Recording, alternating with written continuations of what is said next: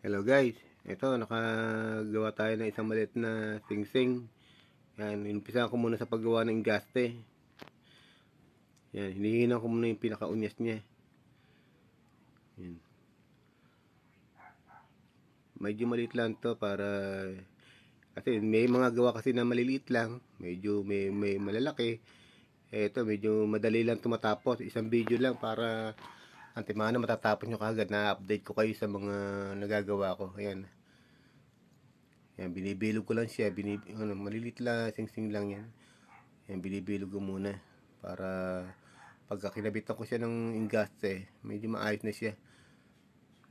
Yan, ililiha-liha ko na lang. Yan. Yan, tanggal-tanggal ko na lang yung pinakatama ng kikil para medyo luminis.